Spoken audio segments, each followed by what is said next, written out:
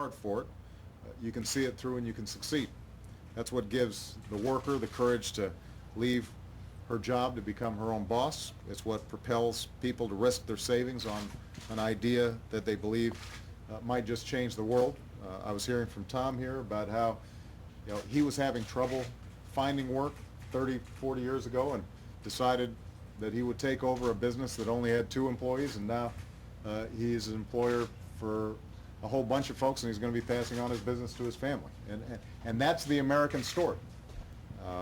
This town, Edison, is named after somebody who was not only one of history's greatest inventors, but also a pretty savvy small business owner. And the small business people who are here with me today exemplify that same entrepreneurial spirit. And all these companies have seen their share of challenges. All of these small business owners have had to improvise and adapt over the years, especially in tough times, and that includes over the last couple of years. So Tom and Catherine Horsberg were telling me that they got through the downturn. In order to do so, they had to market their products to types of businesses that they hadn't sold to before. Brian Bovio's company had to let some people go when the recession hit. But in the 2 years since, he's transformed his business, and now he's making people's homes more energy efficient to save money on their utility bills, and he's been able to start hiring again. He is very interested in making sure that the Homestar proposal that we put into Congress actually passes, because not only will that help to expand his business, but it's also going to help Americans save energy, not only in this part of the country, but all across the country. Now, all of this hasn't been easy. The recession has meant that folks are spending less. It means that small businesses have had a tougher time getting credit and getting loans. And that's why when I took office, we put in place an economic plan specifically to help small businesses. And we were guided by a simple idea. Government can't guarantee success, but it can knock down barriers that keep entrepreneurs from opening or expanding. For example, the lack of affordable credit. That's something the government can do something about. Government can't replace the millions of jobs that we lost in the recession, but it can create the conditions for small businesses to hire more people through steps like tax breaks. That's why we've cut taxes for America's small businesses 8 times. 8 times have we cut taxes for small businesses all across the country. Because of a bill I signed into law a few months ago, businesses are now eligible for tax cuts when they hire unemployed workers, something that could benefit every business represented behind me. Companies are also able to write off more of their investments in new equipment, which Tom and Catherine have taken advantage of. As part of the health reform package, 4 million small business owners recently received a postcard in their mailbox telling them that this year they could be eligible for a health care tax credit that's worth perhaps tens of thousands of dollars. And I was just talking to Dave, who does the right thing by his employees and is providing health insurance.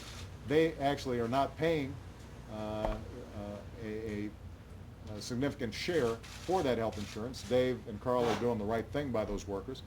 He's now going to be eligible to potentially get up to 35% tax relief on those premium that he's paying. And that could make obviously an enormous difference in terms of his bottom line, and may mean that he can hire some additional workers. Our economic plans also supported nearly 70,000 new loans to small businesses. One of these loans made it possible for Tom and Catherine to purchase new equipment.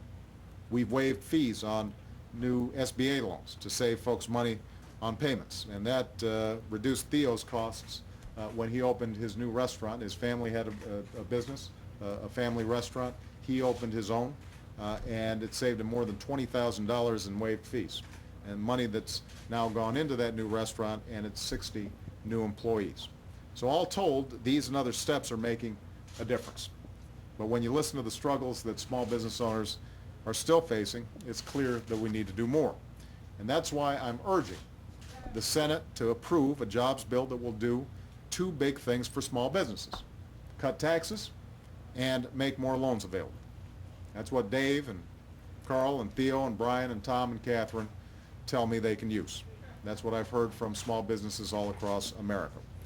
If this bill becomes law, small businesses and startups will see the positive benefits right away. It eliminates capital gains taxes for key investments in small firms. It will increase the deductions that small businesses can take for new equipment and other expenses.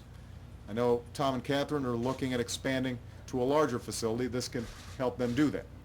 This bill will also make more credit available. Everywhere I go, I hear from small business owners who simply cannot get the credit they need to hire and expand. And we've been hearing from smaller community banks that they want to lend to these folks but need more capital to do it. So the initiatives in this bill will help them meet those challenges, and it will allow them to increase loan sizes and make sure that we continue to waive fees for SBA loans that have helped a number of the people standing behind me. Now, let me just make one last point. I know it's no secret that we've confronted a lot of partisan politics over the past year and a half. We've seen a fair amount of obstruction that's had more to do with gaining political advantage than helping the country. But surely, Democrats and Republicans ought to be able to agree on this bill. When I had a conversation with Mitch McConnell and John Boehner yesterday, I told them that the provisions of this bill are things that the Republican Party has said it's supported for years. Helping small businesses, cutting taxes, making credit available. This is as American as apple pie. Small businesses are the backbone of our economy. They are central to our identity as a nation. They are going to lead this recovery. The folks standing beside me are going to lead this recovery. So as I said yesterday in a meeting with congressional leaders at the White House, I expect us to get this done before they go on vacation.